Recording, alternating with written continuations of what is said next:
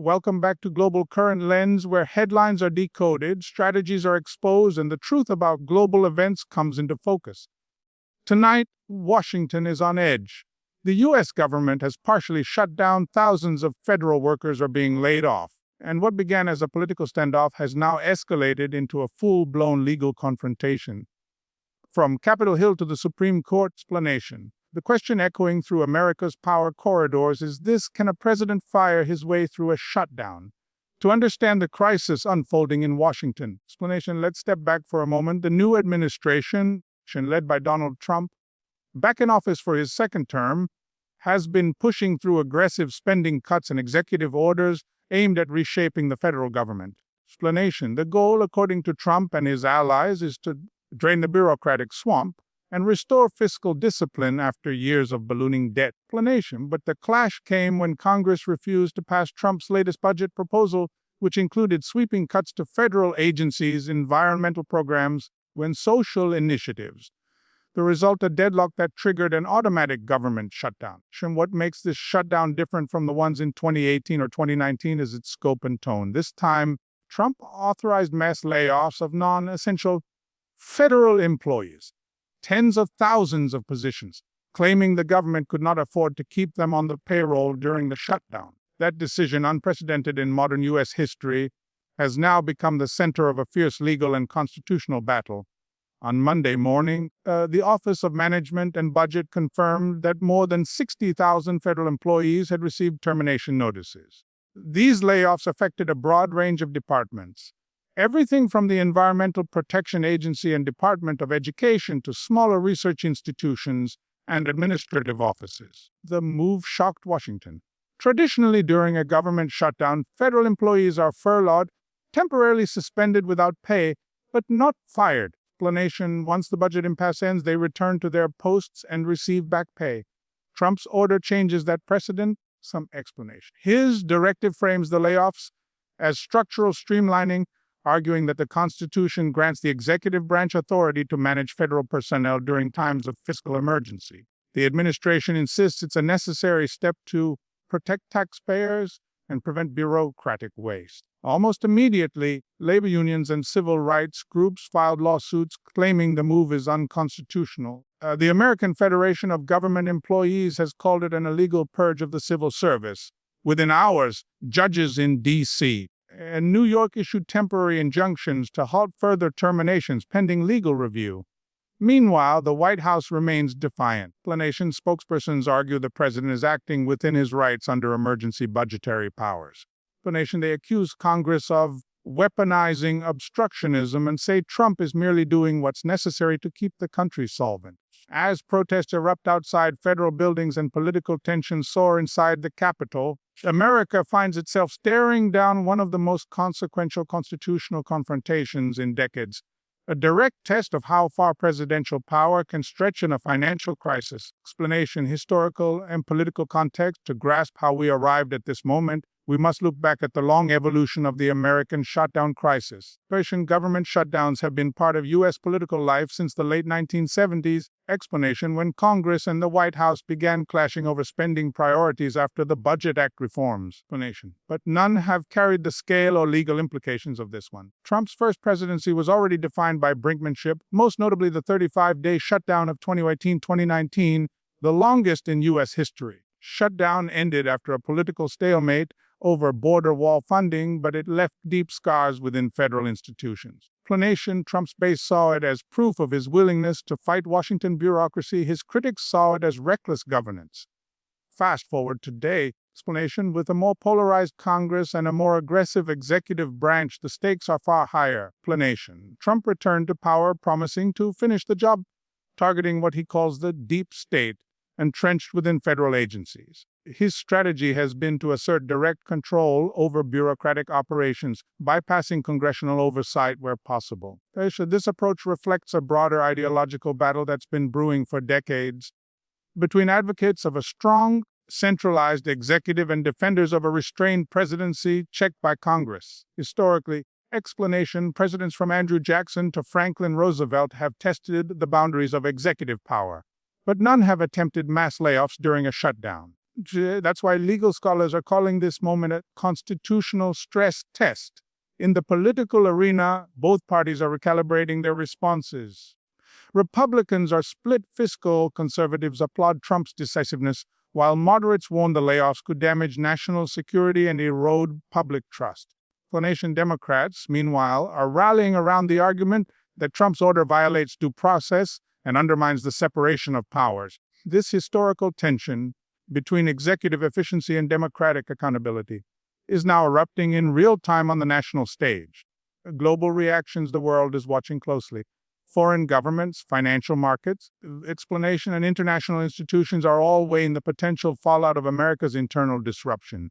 In Europe, leaders have expressed concern over the stability of U.S. government. Explanation: the European Commission spokesperson called the mass layoffs a troubling signal for administrative reliability, warning that uncertainty in Washington could slow international cooperation on trade, defense, and climate issues. China, on the other hand, has seized on the moment rhetorically. State media outlets are portraying the American shutdown as evidence of Western democratic dysfunction, arguing that it exposes the fragility of political systems overly dependent on partisan negotiation.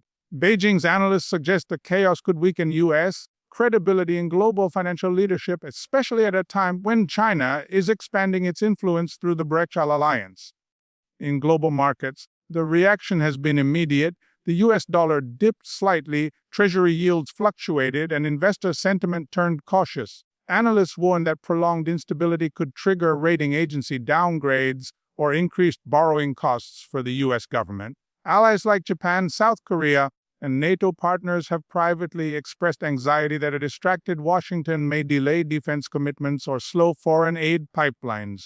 Explanation: and in developing nations dependent on U.S. aid or trade, uncertainty about America's fiscal operations is already prompting emergency planning. Explanation: the International Monetary Fund has issued a statement urging swift resolution to the crisis to prevent ripple effects across the global economy. In short, explanation: this isn't just a domestic dispute. It's a global spectacle, one that could redefine perceptions of U.S. leadership for years to come. And strategic stakes. At the heart of this showdown lies a complex web of economic and strategic stakes. First, the economic dimension. The layoffs could cost the economy billions in lost productivity, consumer spending, and market confidence. Federal employees make up roughly 2% of the U.S. workforce. Their sudden unemployment creates immediate pressure on local economies, especially in states like Virginia, Maryland, and D.C., where government work is a major driver of household income. If the shutdown extends beyond a few weeks, ripple effects will spread. Delays in regulatory approvals. Explanation: contracting and public services could disrupt industries from construction and healthcare to defense and tech. Explanation: business reliant on federal grants or contracts might face layoffs of their own.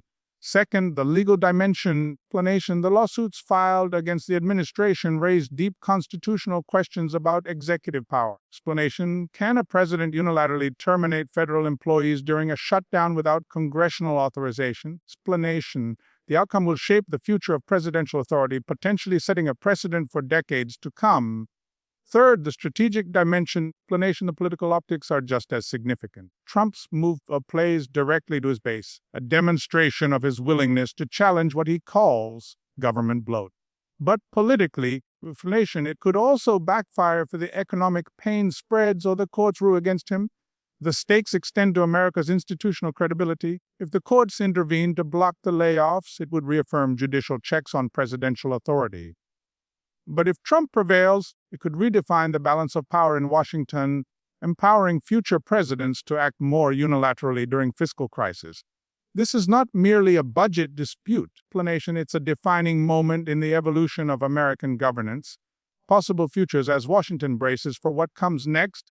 Three potential scenarios emerge, each carrying distinct consequences for the U.S. and the world. Scenario 1: de-escalation and compromise. In this path, political pragmatism prevails.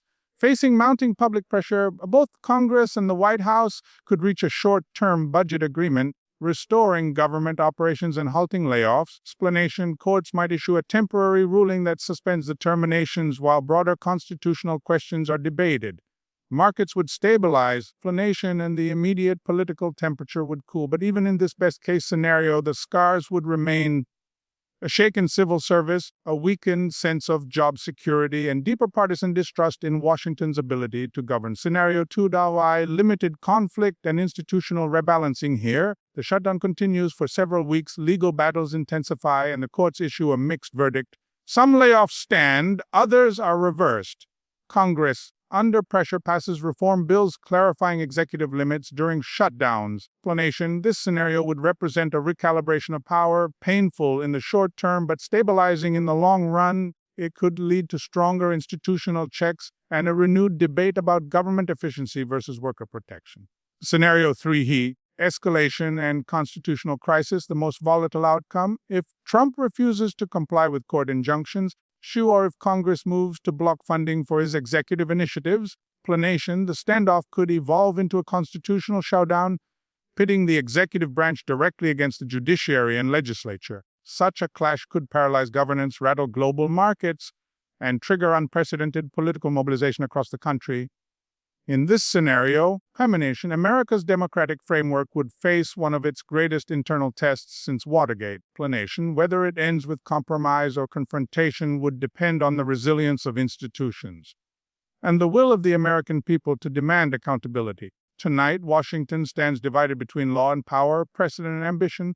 The courtrooms of D.C. are preparing for a legal battle that could redefine not only the presidency but the very architecture of American democracy.